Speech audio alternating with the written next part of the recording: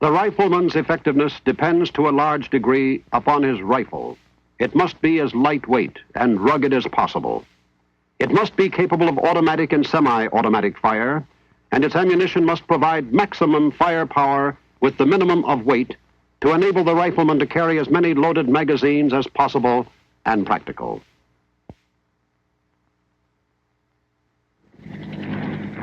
For use in areas where extreme mobility is required and ammunition resupply is difficult, a new rifle has been issued to Special Forces, airborne and air mobile troops of the Army, and to other military forces of the United States.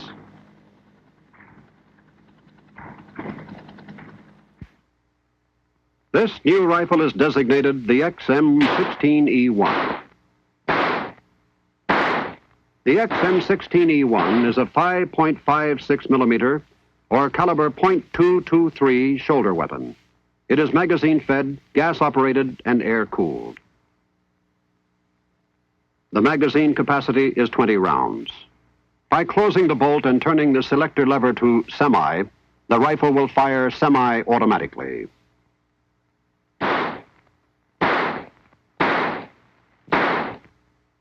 By turning the selector lever to auto, the rifle will fire full automatic. The cyclic rate of fire is 700 to 800 rounds per minute, with a muzzle velocity of approximately 3,150 feet per second. The maximum effective range is 460 meters. The weapon's most distinguishing characteristic is its light weight. When fully loaded with 20 rounds, this weapon weighs less than 8 pounds.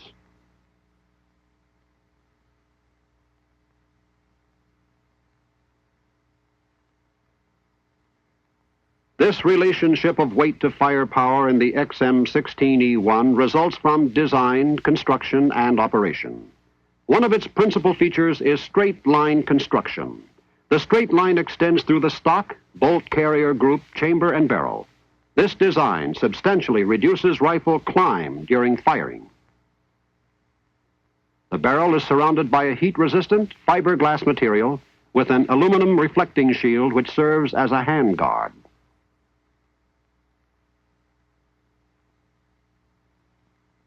Vents along the upper and lower surfaces of the handguard allow for circulation of air around the barrel. The ejection port has a hinged dust cover to prevent foreign matter from entering the chamber through the ejection port. When the weapon is cocked or fired, the dust cover opens automatically for ejection of spent cartridge cases.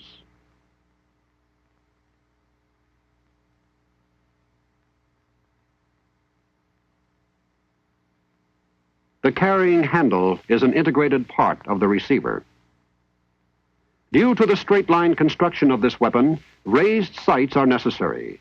The rear sight is located on the rear of the carrying handle and is protected by the raised sides of the handle. Additional designs can be seen in this view. One of these is the gas operating system. When a round is fired, gas passes through a gas port located in the front upper surface of the barrel and is directed through a gas tube back into the cylinder formed by the bolt and bolt carrier, causing the bolt carrier to move rearward. Another design is the chamber locking mechanism. Lugs on the bolt lock the bolt directly to the barrel, thereby eliminating the need for the heavy receiver normally required to lock the bolt behind the cartridge. The stock of the rifle is composed of a durable synthetic material of high impact strength. It contains the recoil mechanism consisting of the action spring guide and action spring.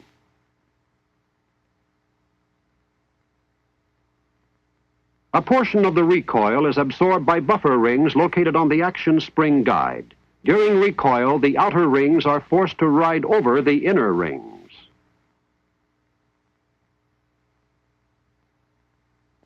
A special feature of the XM16E1 rifle is the forward assist assembly. This permits the rifleman to seat the bolt manually in event it fails to do so automatically. The principal distinctive features of the weapon have been described. Before learning how it functions, we will see how it is used. Using the weapon consists of 3 functions: loading, firing, and unloading. To load the magazine, remove the empty magazine by pressing the magazine release button located above and forward of the trigger guard. Place a round on top of the magazine follower, nose toward the smooth face of the magazine, and press down. Repeat until 20 rounds have been inserted. Before loading the weapon, place the safety selector lever on Safe. With the weapon on Safe, insert the loaded magazine into the magazine feedway and push up.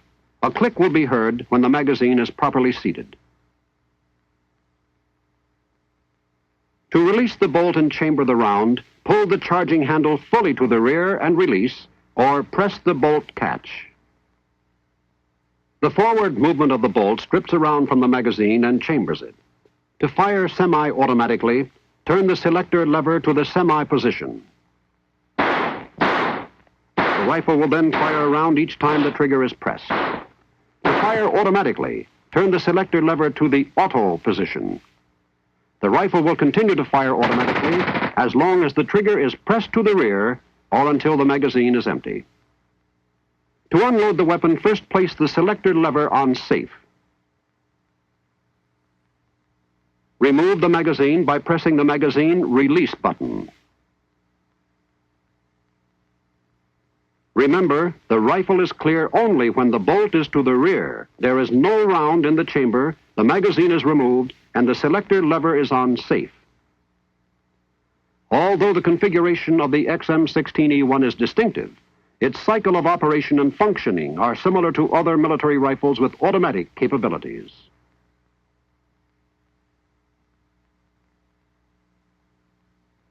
The cycle of functioning of the weapon consists of 8 basic mechanical operations. These are firing, unlocking, extracting, ejecting, cocking, feeding, chambering, and locking. Although many of these occur simultaneously, they will be discussed separately for both semi-automatic and automatic fire. Let's start with firing. When a round is in the chamber, the weapon is ready to fire. For semi-automatic fire, the selector lever is turned to the semi position.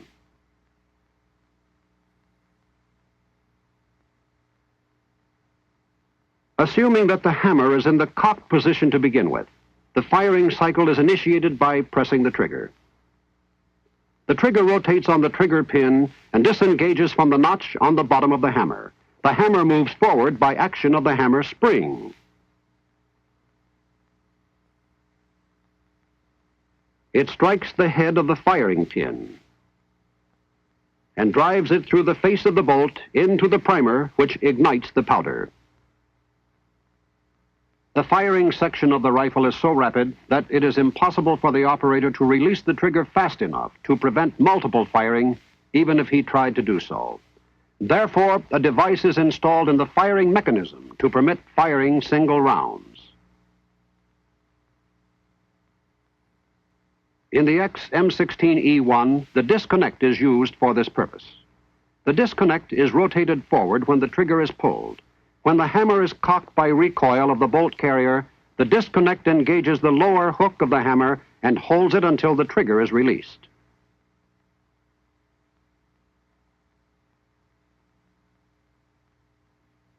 When the trigger is released, the disconnect rotates down and disengages the hammer, allowing it to rotate forward until caught by the nose of the trigger.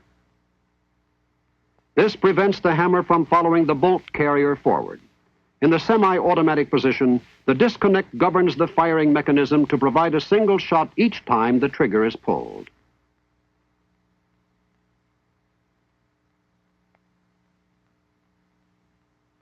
The next 3 operations in the cycle occur in rapid sequence as an immediate consequence of firing. First of these is unlocking. Before firing, the bolt has been locked into the barrel extension by alignment of the lugs on the bolt and barrel extension. When the round is fired, gas from the burning powder forces the projectile through the barrel.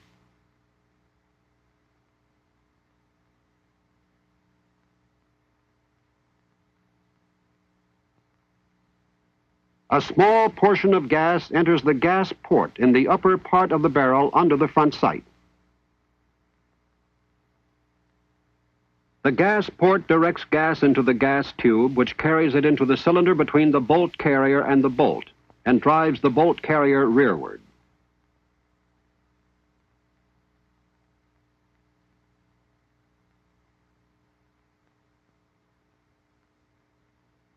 During this rearward movement, a cam track on the upper surface of the bolt carrier acts on the bolt cam pin, rotating the cam pin and bolt clockwise until the bolt locking lugs are no longer in line with the barrel extension locking lugs.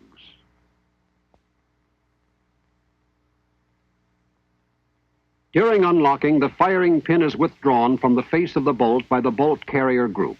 With the bolt unlocked, the next sequence in the cycle of operation occurs. This is extracting. The extractor is contained in the front end of the bolt. It grips the rim of the cartridge and holds it firmly against the face of the bolt. When the bolt carrier and bolt move to the rear, the extractor gripping the cartridge case withdraws it from the chamber.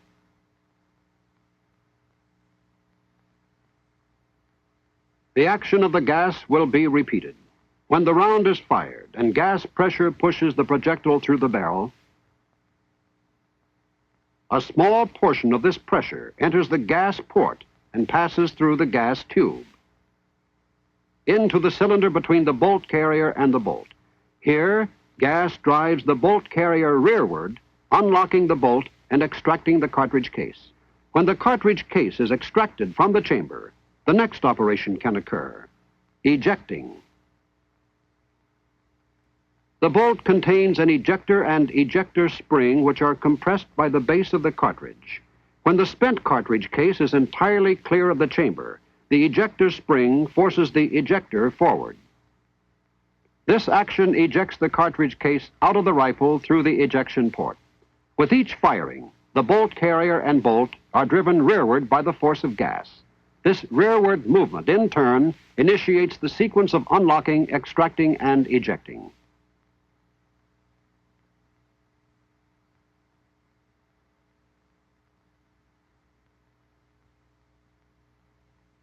During the rearward movement of the bolt carrier group, another action occurs: cocking. As the bolt carrier group moves rearward, it overrides the hammer and forces it down into the receiver, compressing the hammer spring. The lower hook of the hammer is engaged with the disconnect.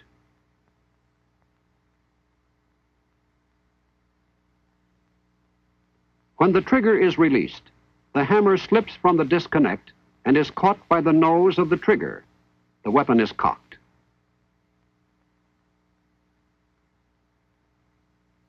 Another simultaneous action occurs during the rearward movement of the bolt carrier group.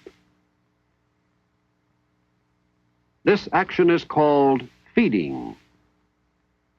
As the bolt carrier group clears the top of the magazine and expels the empty cartridge case, a new round is pushed into the path of the bolt by the upward thrust of the magazine follower and spring.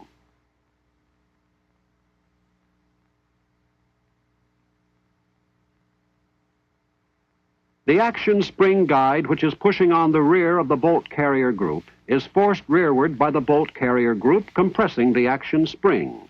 The bolt carrier group reaches its rearmost position when the rear of the action spring guide contacts the rear of the receiver extension.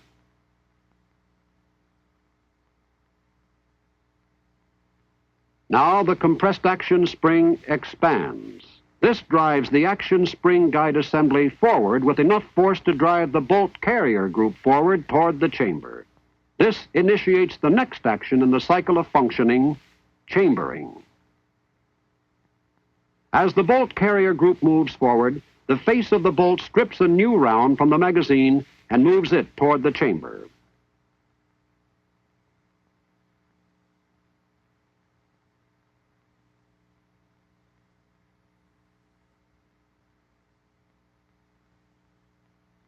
As the extractor grips the rim of the cartridge, the ejector and ejector spring are forced back into the bolt by the base of the cartridge as the round is seated in the chamber. Now, one final action is required to complete the cycle: locking.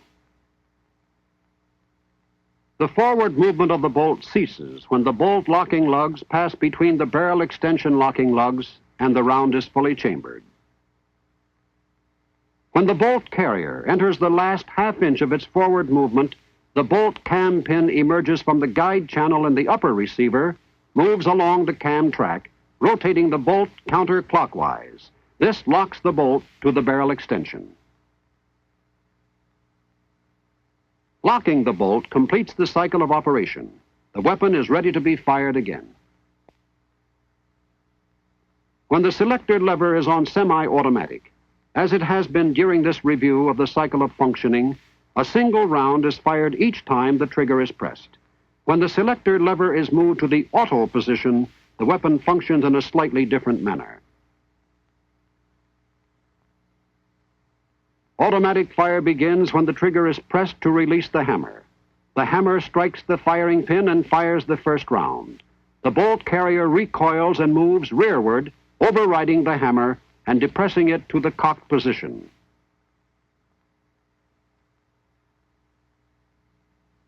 At this time, the center cam of the selector lever prevents the disconnect from engaging the hammer as it does in semi-automatic fire.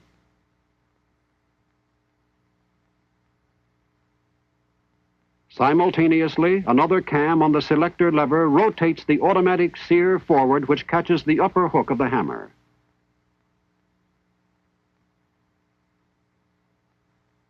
The automatic sear holds the hammer in cocked position until it is struck by a shoulder on the bottom of the bolt carrier. This releases the hammer. As long as the trigger remains depressed, the nose fails to engage the hammer, and automatic fire continues until the magazine is empty. However, when the trigger is released during firing, the nose of the trigger moves up, engaging the hammer. The cycle of automatic fire is stopped until the trigger is pressed again.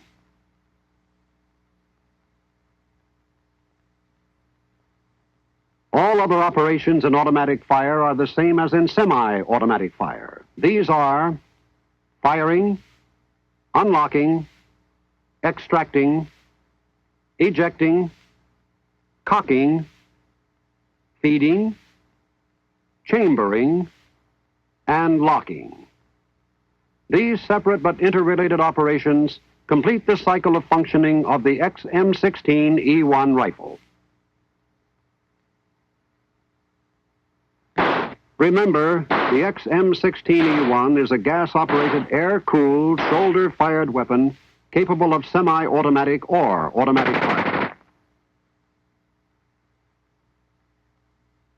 It fires 5.56mm ammunition fed from a 20-round magazine. The weight of the loaded aluminum magazine is 7/10 of a pound. The weight of the loaded weapon is 7.6 pounds. Its maximum effective range is 460 meters. The straight line construction helps to assure accuracy of fire by reducing muzzle climb.